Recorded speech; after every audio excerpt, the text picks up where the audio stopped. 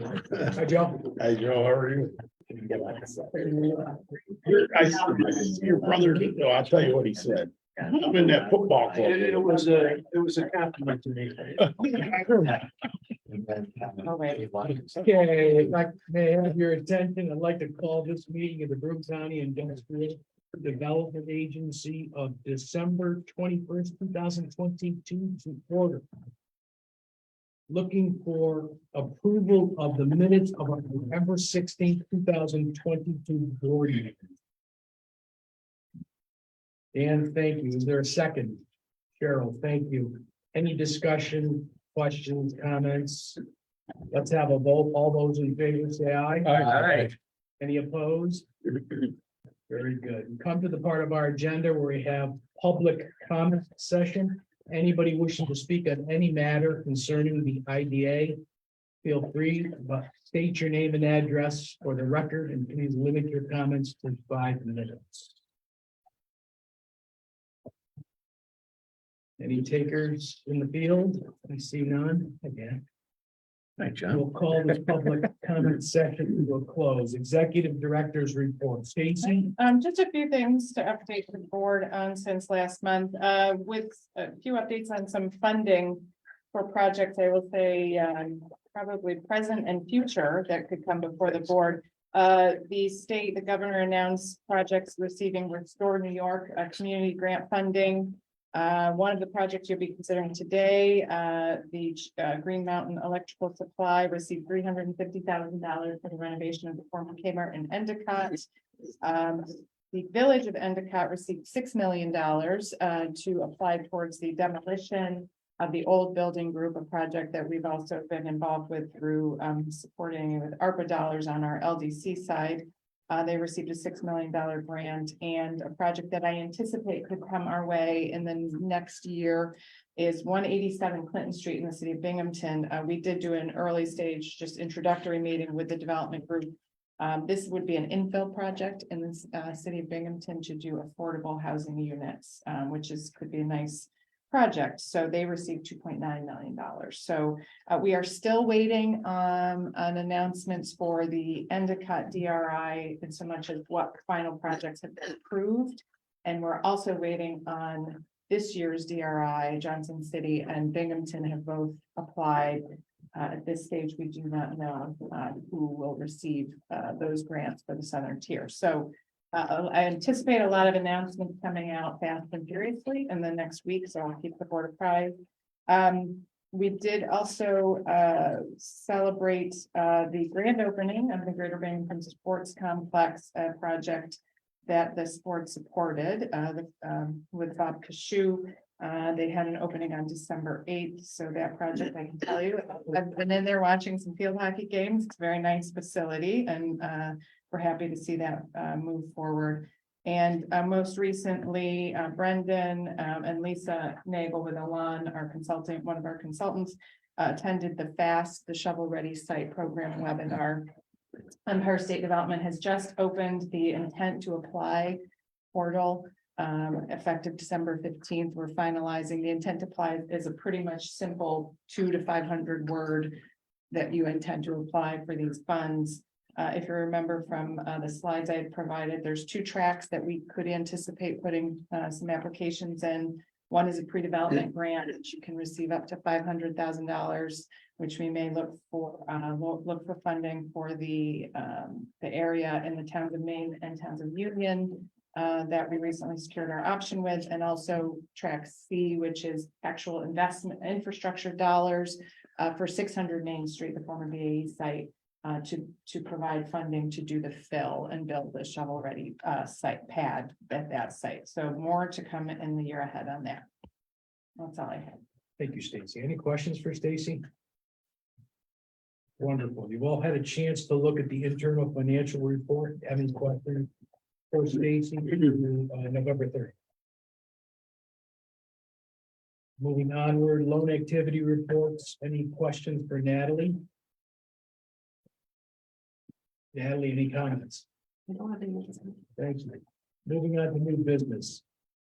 Resolution accepting an application from GMS Realty LLP, the company, for a lease leaseback transaction to facilitate the financing of the acquisition, renovation, and equipment of the property and building located at 219 Vestal Avenue, located in the village of Endicott, Town of Union, Boone County, New York, to provide for a sales and use tax exemption benefit in an amount not to exceed $560,000, to provide a mortgage tax exemption in an amount not to exceed $78,800, to provide for a real property tax exemption in an amount not to exceed $1,416,295, and to authorize the agency to set and conduct a public hearing with respect thereto. Stacy.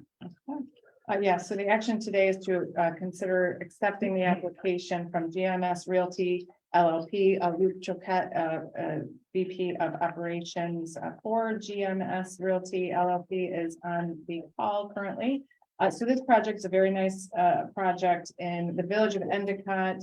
We'll be looking to purchase and modernize 219 Vestal Avenue, better known as the former Kmart in Endicott. Its affiliated entity, Green Mountain Electrical Supply, is a wholesale supplier of electric supplies and a third-generation family-owned business since 1953. GMES will use the modernized facility for electrical materials and supplies in connection with its wholesale business. This facility will help fulfill its 11 New York branch locations, including a recent location it opened up in Binghamton on Robinson Street, and a question was noted that that facility will stay open. A question was asked in governance. So this is in addition to that location. The size of the project, it is a $12 million project. Green Mountain Electrical Supply will not be doing any additions, but will renovate the roughly 100,000 square foot building. And as well, it's approximately 17 acres. GMES plans to donate some of the land to the village to accommodate a walkway path from the school to the area behind McDonald's, while also giving the village land to build a new park. The impact on this project has been provided in a cost benefit analysis. The job implications are roughly, conservatively, we will say, hire 20 jobs immediately and build that up over 3 years. These jobs include warehousing positions, driving positions, and some management positions. Certainly, it will address significant blight over in that section of Endicott. As mentioned earlier, this project did receive $350,000 in historic funds, and is also slated to potentially receive roughly $3.1 million in DRI funds through Endicott.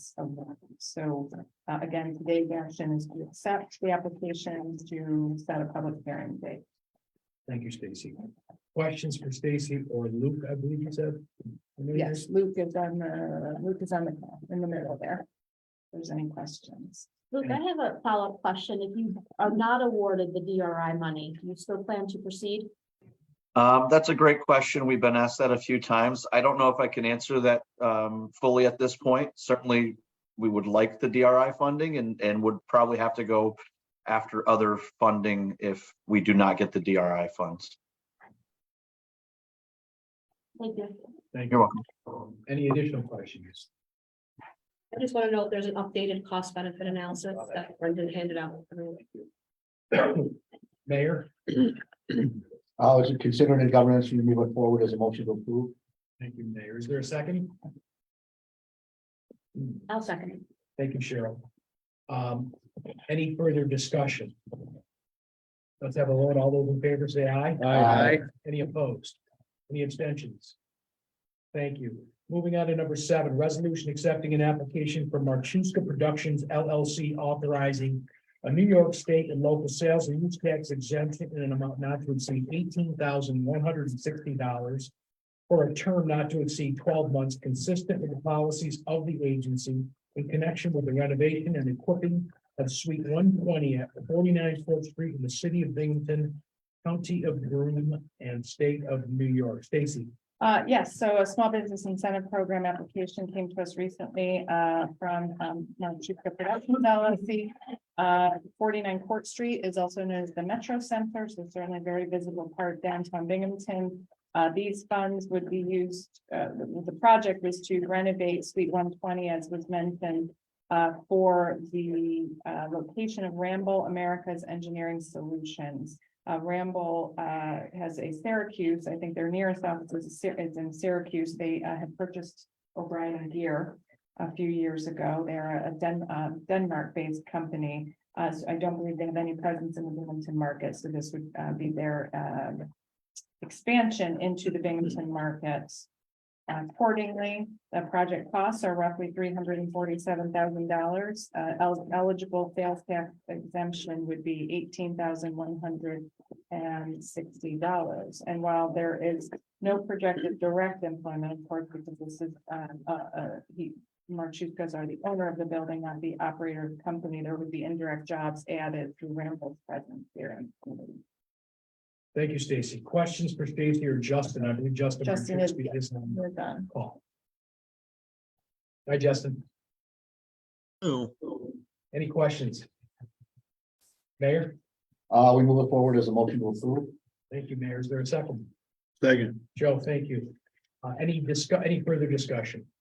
Let's have a vote. All those in favor, say aye. Aye. Any opposed? Any abstentions? One extension. One abstention. Cheryl. Thank you, Cheryl. Passed. Moving on to number. Thank you, Justin. Moving on to number 8. Resolution accepting an application from 78 Main Street. LB4 Properties LLC and authorizing the New York State and local sales and use tax exemption in an amount not to exceed $35,064.18 for a term not to exceed 12 months, consistent with the policies of the agency in connection with the demolition of the building located at 78 Main Street in the Village of Johnson City, Broome County, New York, and the renovation, installation, and equipping of the property and building located at 6 Main Street in the Village of Johnson City, Broome County, New York. Stacy. So yes, another small business incentive program.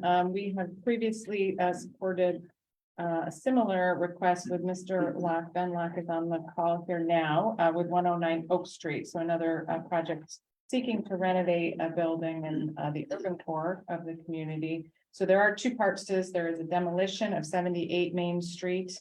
On the left side, if you look at your picture, it's on the left side of the building that will be renovated. So 6 Main Street Terrace, that picture right in the building, right in the center of your picture, is one of the first properties you see when you cross the bridge from Binghamton into Johnson City. It, along with 78 Main Street, has been vacant for a number of years and now needs significant repairs. As is noted, Ben's company specializes in these types of projects. It has undergone structural engineering, which has certified that it is safe to renovate.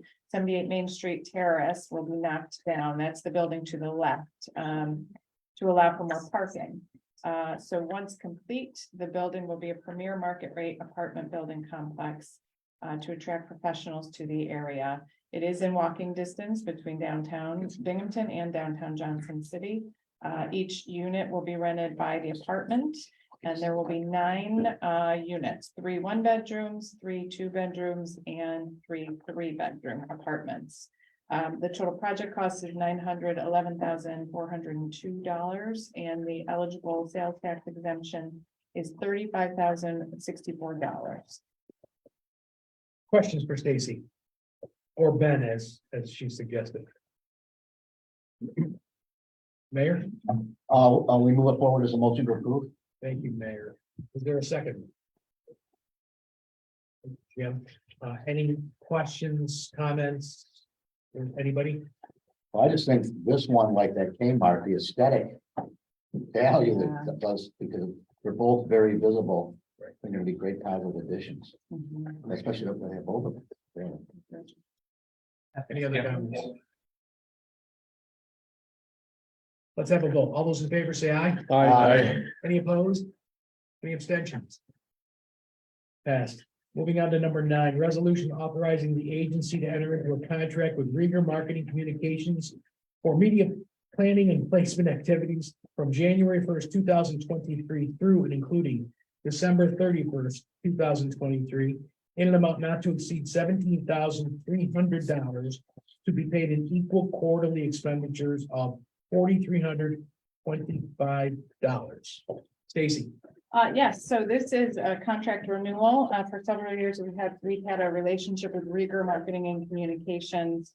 Specifically for media placement, and recommendations. We work with them closely on media recommendations and placement for both the agency and historically the Good Life program, which will be sort of reintroduced next year as the Leadership Alliance marketing program in partnership with the Greater Binghamton Chamber. We manage that through our office and work with Rieger on all of that media placement. You have a proposal in front of you. The total cost of that marketing dollars is roughly $165,000. Rieger is recommending an additional investment of $17,300 to support media planning and activities. And as was noted, we typically do this in quarterly billing installments. And we've had a great relationship with Rieger. All of those business development reports you see that outline, sort of the feedback we're getting on our media placement buys through LinkedIn and other sources. We're doing very well. We're making very sound decisions for our dollars, and we would like to continue that relationship into the next year. I do have Jamie Jacobs on the call with Rieger, and if the board had any specific questions for her, or also maybe Amy or Natalie. Thank you, Stacy. Mayor, it was your suggestion to put this kind of in more detail before the board. Yeah, I mean, I'm very comfortable with Rieger as our ad agency, but one of the things that we had talked about, when Amy did a report, I think it was in September, you did it. Yeah, And September, then then there were October. questions, and then you did this follow-up memo, which I thought was very comprehensive. I really appreciate that. It was just a kind of discussion of, obviously people are clicking on. And just the hypothetical was, is there a way to move them in some way to kind of, actually come to us, have some more intense contact with us, so we can talk to them in greater detail or send them more information. And then there was one suggestion here that they were talking about, that they could do, would add additional dollars. I don't know if you want to just touch, either Rieger or you could touch on what that suggestion was, Amy.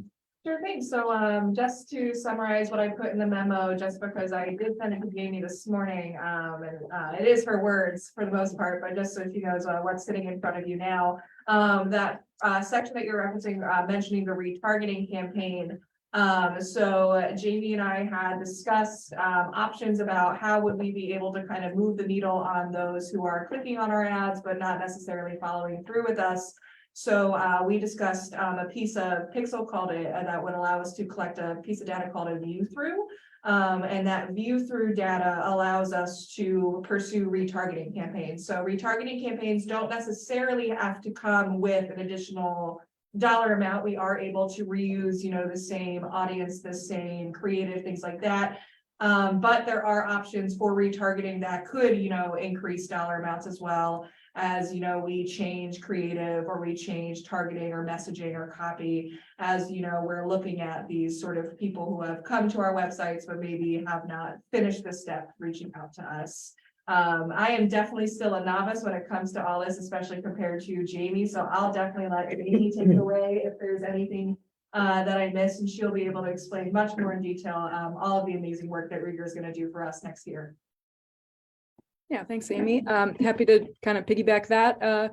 So in general, retargeting is a tactic you can add that basically says anyone who has visited the agency's site gets delivered the ads after they visit the site. So it captures a different type of audience. So instead of spraying it out to everyone in our geography and interests, and anyone in that category may get the ad, the retargeting ads will go only to those who have visited the site.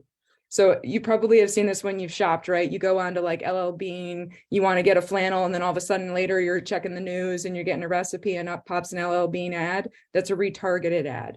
So it just kind of gets that more warmer lead audience to continue to engage with your message. As Amy said, it's not necessarily an extra cost to have that tactic be part of the campaign, but there are times that you might want to have a different creative that says, want to keep looking at what Binghamton has to offer. That's a message that you would only want to deliver to the retargeted audience. Does that help answer the question? Yeah. So if we want in a perfect world, if we wanted to do this like at the A level, how much more would you anticipate it would cost to do like the final part? So my understanding is that you have a set 165,000 roughly budget for the year. What I would like the opportunity to do is to think about that as the cap, and then think about what among those should have a retargeting campaign. So I'm not coming necessarily saying you need to spend more than 165 for the year. I'm saying that maybe as we strategize how best to spend that, we include that retargeting tactic. Yeah. So that's not a straight answer to your question. I would like the chance to kind of look at it holistically. Oh, no, it is a good answer. Okay. Do we have the ability to amend the budget? Do we have any resources we had during the next year to add to marketing if we wanted to? Yeah, the board felt so inclined, yeah. I'm the finance chair. That's what my kids ask me all the time. Can I? Okay, no, that's just kind of in my, I guess, concern is how do we pull people in a little deeper? Yeah. And kind of get them to know better who we are and what we're about. And this sounds like a good way to do it without, having to reinvent the wheel. In other Yep. words. Absolutely. Jamie, what maybe I'm thinking, would it be worthwhile to look at something maybe for first quarter of next year where we look at a specific retargeting, then we can measure and kind of analyze Absolutely. what performed after, come Yeah. back to the board in a few months with how did it do? Yeah, yeah. And That'd be a see good if idea. it's something that we want to Yeah. build on. Yeah, and we wanna- Yeah. We would want to make sure we choose the right message to apply that to. So not just a general branding message, right? One that is, hey, check out the site selection on the agency's site, so that there's something concrete that you want them to do. And then that helps, drive that traffic, as opposed to them seeing the ad, having it have the effect, but they're not necessarily going to click on it. You bring it full circle, so the memo that we have that talks about the 17,300 Mhm. additional annual spend. How does that flow? Is that what you're saying? This No, that's retargeting? what you're speaking. Nope. To manage the $165,000 budget. Got it. Yeah. Okay, thank you. So the 165 is raw advertising, That's correct. no commissions or anything. Correct. It's just a. Correct. Okay. We do not charge a commission. We only charge a fee to cover our time, and that's reflected in that 17.3 number. I was even thinking if we offer like a free golf weekend or something, and a lot of people come up here to golf.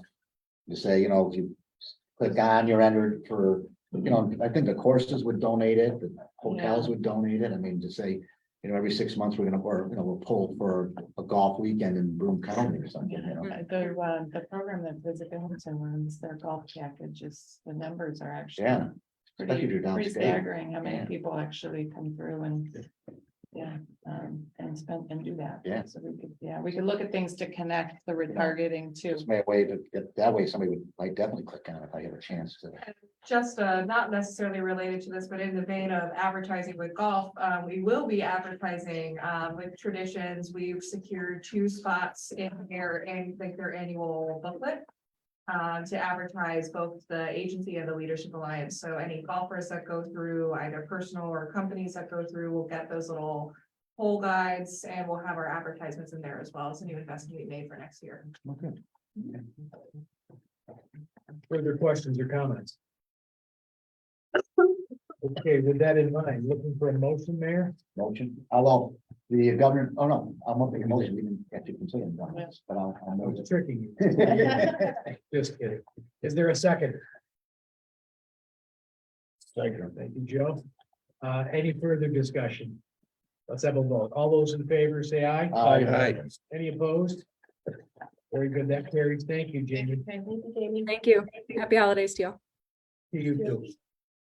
Onward to item number 10, Scott Fiedler from MVP Bank is going to provide us a year-end presentation and how we're going to earn 10% on our money. Yeah. So, yeah, For a smile from the bankers in this room. And I'm not He's kidding. writing down 10%. I can see it. and That'd be it's, good. That'd be good. He wrote that song. Could have used that. That's right. So that's 10% will be great.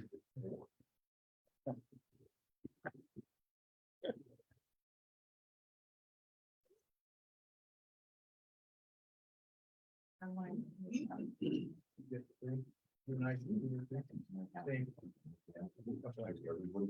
think we're good. Wow. So, floor is yours, Scott. Okay. Okay.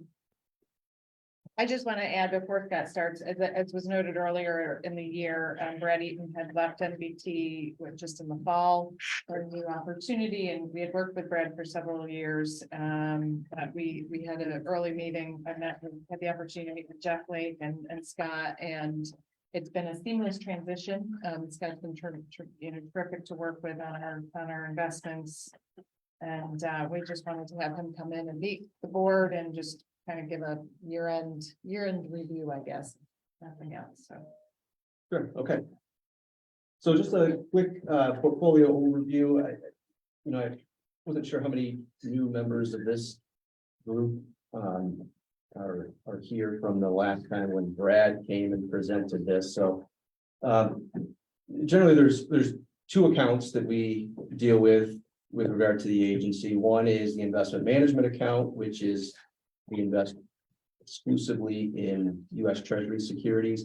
And then the other is a commercial direct deposit account, which we transfer any maturing assets and income into the bank account because cash and money markets, it's my understanding, are not allowed to be held in the investment management account. Right. So as soon as something matures or income comes in, it gets transferred to the retail account and check with Stacy about her need for the cash or whether we can reinvest. And if we reinvest, then we just transfer it back and reinvest it. So the cash balance is always zero in the investment management account. Okay, so as of yesterday, the market value is $8,274,841.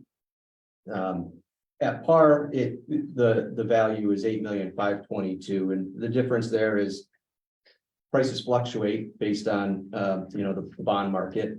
It is our intention, and I assume it's your intention, to hold all of these securities to maturity.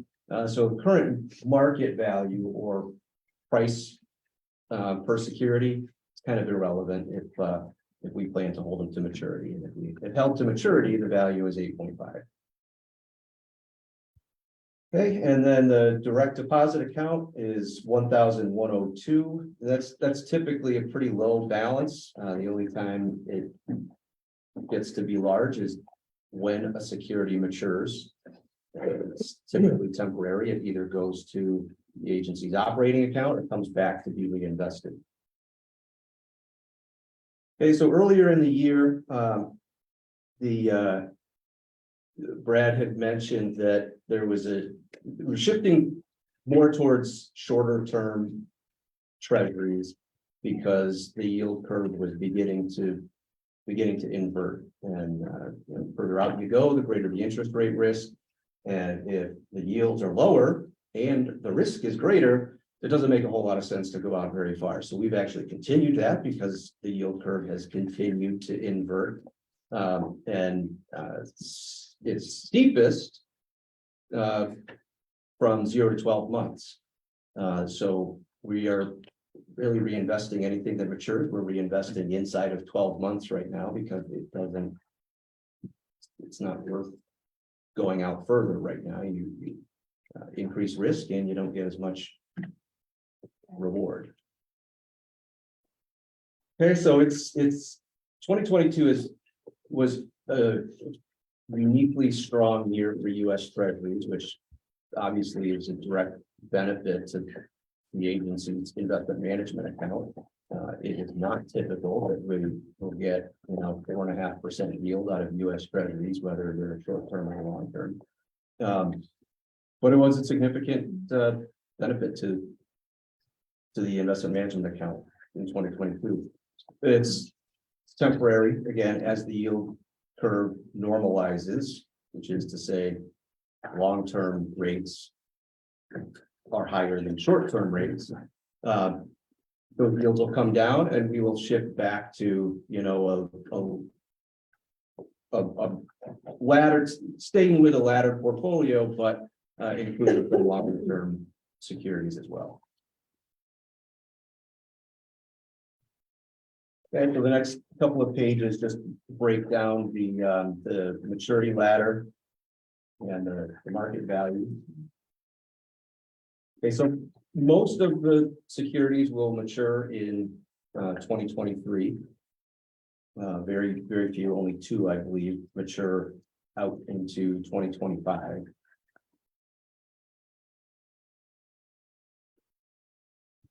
On page 5, Scott, is this the coupon? Yeah, so this is actually this is a different report than you've seen before, and the reason is exactly that issue. If you see the yield, the current yield, the second column from the right, that is the coupon.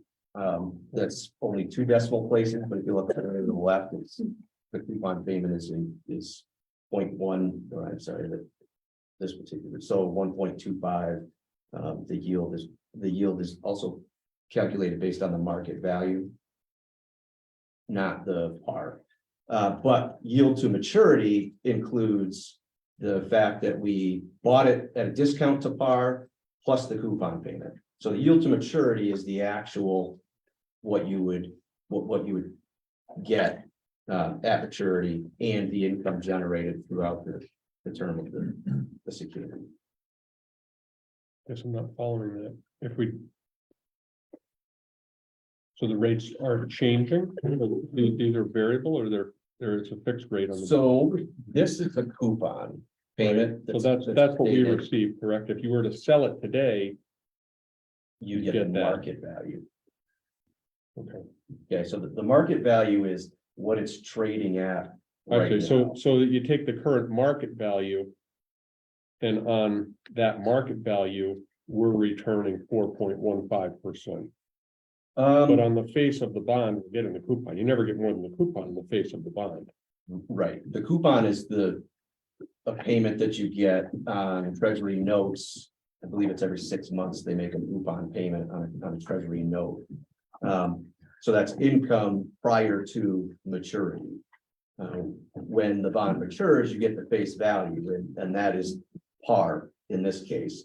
And in every case on in this portfolio, we bought the bonds or the notes at a discount to par. So if it matures at 350,000, we paid 344,000 for it. So the 4.5 is a function of both the coupon payment, those income payments during the term of the bond, and the difference between the cost and maturity. Sorry. I think I follow Does that make sense, everybody? that. So when we're factoring what we get over this coming year, is it closer to the duration to maturity of 0.91 or 4.5? The So- fixed income portfolio, total fixed income portfolio. So over this coming year, you would, that's not a simple calculation to make because you get the yield on all of them, because those are scheduled coupon payments that are made throughout the year. And you get the par value on whatever matures this year. So you get the difference between the cost of 2023 treasury bills and the par value, which is 4,964,000. So if we simplified it and just looked at at 2023, total for maturity year, 2023, safe to say on that $4.9 million, we will get 4.5 4%? That is correct. Okay. Okay, that's helpful. Yeah, the previous report only showed the current yield, and I don't think that tells an appropriate story, so, and it's switched up the reports.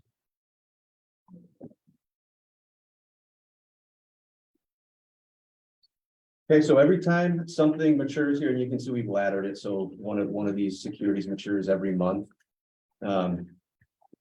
We reevaluate what the rates are doing, and if it makes sense to go out, add to the end of this laddering, then we'll do that. If it makes more sense to double up and have a couple of bonds mature, in a single month, if we can get 20 or 30 extra basis points by doing that, then it seems logical to do that. Is it part of our investment policy? Do we have duration limitations? Can we not go out further? No, we don't have any limitations. Scott, you said we're keeping it pretty short, but right now, 2 years still the highest. Wouldn't we be looking to capitalize on some 2 years if you think you're in a declining rate environment? Actually, at the moment, 12 months is the peak yield to maturity because of the discount to par. But you're exactly right. Once the yield curve starts to go back to normal, and it's not going to happen overnight. And that's the value of having a ladder portfolio, is that, every single month we get to reevaluate. So there will be a point where, going out 2 years, 3 years will make sense. But again, the further out you go, the greater the interest rate risk. So if you can't get a better yield, yet you're taking more risk, it just doesn't make a whole Well, lot of then sense. The investment premise then that you're making is that in the normalizing of the curve, it will also shift down, and therefore you shouldn't capitalize on, for instance, a 4-year rate today because you think that's still coming down. But it's just the short term will come down even further. Yeah, well, that's a good point. So there's the curve staying static and just tilting, and the whole thing shifting downward. Is that what you're? Well, because otherwise why not take advantage of some of the longer term rates? If you think the curve is just going to normalize, that would mean short term comes down, but maybe the longer term rates stay where they are or go. If they go up, I get why you don't want to go longer, but if you think they're going to come down, wouldn't it make some sense to lock in some of the longer term rates? It could, yeah.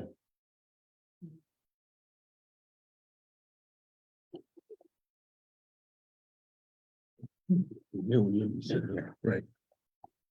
Has there ever been a situation historically where we needed the cash and had it locked up somehow? Since my tenure, the only times we've actually pulled from there was, I made a request to the board back in 2019, is that when 19, when we did. We had a treasury maturing. I asked that it sit in the transition account, and we pulled the funds to do the site inventory. The board authorized the expenditure funds from that.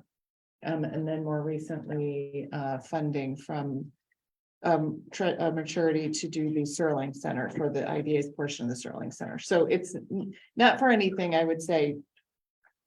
Yeah, because we're still restricted in how we can spend our dollars. It doesn't change. We can only spend our dollars in certain ways, professional services, projects, operations. So yeah, those have been the only times that I know of, and even prior to recall really ever using those funds. Because typically Scott will email and said, you have this maturity this treasury maturing, do you have any need for the dollars? And if I think there's something coming up, then I'm gonna come to the board with. Yeah, but other than that. And generally something's maturing every month. Yeah, we're meeting it once a usually month, gets so swept there's into that. the investment management account, yeah. But if there wasn't, everything's like 100% liquid being Yeah. treasuries, we could sell the Get entire them. portfolio today if we needed the money. That But would- you have that interest rate exposure. Yeah. But no penalty. There is no penalty. No, I mean, I guess the penalty would be if you sell it for less than you would get at par, which is likely, you know, you don't get the full 4.5% yield to maturity. But in most cases, you'll sell it for more than you bought it for, so you still, you know, you still have a yield or a gain on it. And that's the benefit of treasuries, is very low risk. But it's, we have them maturing every single month. It would take almost an emergency situation to have to sell something, but Yeah. like you said, it's, you know, she could call me and tell me to generate $1 million and I have $1 million in 10 minutes. They're easy to sell, very liquid. We lived through COVID not needing anything in emergency, we can live through. It's true. Well, in fact, you have this, the way it's broken out month by month, you have. So we know Like a exactly chunk what's of cash every month. Yeah, you know what you Can't be Yeah. the only one tempted to knock on wood after you get that. It's a nice report. So the next page is a screenshot of the checking account. It's been in there in the past, so I included it. And then just some comments on the, you know, economy, inflation, one and the same these days. You can't hear anything about the economy without hearing a whole bunch about inflation. So I don't know how much you want me to talk about this if at all. Willing to discuss it if you want, or if we Maybe try to- just a sort of high level prognostication, what you see in the year, how you guys are planning for the year ahead. Yeah, so as far as the equity markets, we're planning for volatility, which is to say there's not a whole lot of planning to do, right, other than diversify. When it comes to fixed income, it's been such a strange couple of years with fixed income. Usually fixed income is affected quite a bit by the equity markets. In this case, we had equity markets going down, fixed income securities going down, interest rates going up.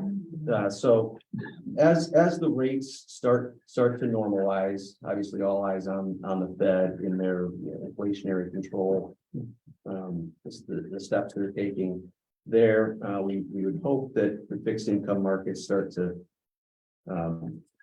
normalize as well. We're definitely buckling up for more volatility, but I think most people are looking at a strong 2023, primarily in the second half. You know, the recession talks have calmed a bit. Where most that expect a recession are expecting a short, shallow recession. Obviously, there's always a group that would argue that and say, you know, everything it's doom and gloom. But the consumer is strong, earnings are strong. Nike just this morning reported better than expected earnings. So, you know, people still have money in the bank in their personal savings accounts, although that is running out. The labor markets I mentioned here have been affected by several things, COVID not the least of them. Other factors are just, you know, the whole COVID, the whole pandemic kind of forced a lot of employers to adopt work from home strategies, and a lot of people got really used to that. And if they're being forced back to the office, some people are saying, well, I can work for XYZ right from home. So it's creating a challenge for employers to retain some of those employees.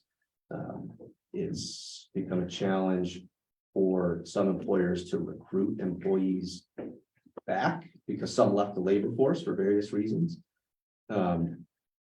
And really the largest demographic I note here that left the labor force is the 55 and over. We saw it at NBT and in both our customers and our employees, where people that were within that 8 to 10 year time frame of retirement, their pre-COVID plan for retirement was 8 to 10 years. They kind of got used to being at home and being able to mow the lawn at 10:30 on a Tuesday morning. And they reevaluated and decided they don't really want to go back to work 40 hours a week. So that demographic transitioning through I just sold you all, didn't I? A lot of them live in their parents' basements. That's the problem. Yeah, that's the case, some of them, and then the other one, which I find interesting is, childcare, not just childcare workers. It wasn't a real safe place to work when you're working in childcare. I have 2 young kids. It's not all that safe to be a parent of young children with the germs going around. So not only childcare facilities closing, that hurts childcare workers, but then parents also have to find childcare, and if they can't, then they stay home, and they don't work. So there's a trickle down of, all of these things they all have tentacles, and that's everybody. A lot of people want to blame the Fed, or they want to blame the Congress or the president, and the reality is,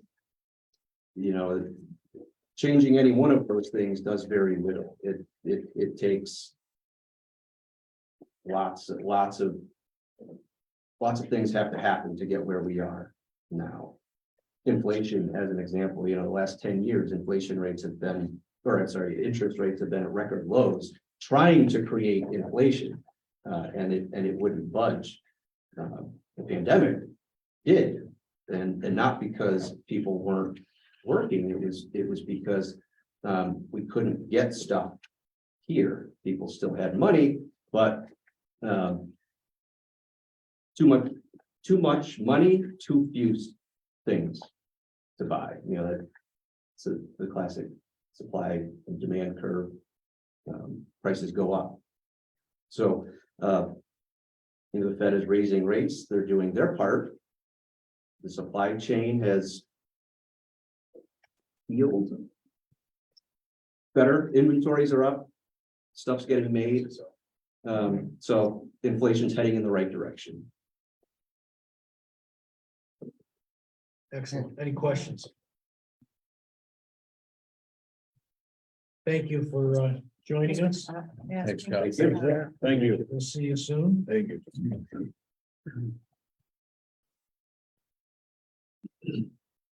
Last item on our agenda is a motion to go into executive session regarding the sale of property. Is there a motion? Thank you, Dan. Wait a second. Thanks, Jim. All those in favor say aye. Aye. Any opposed?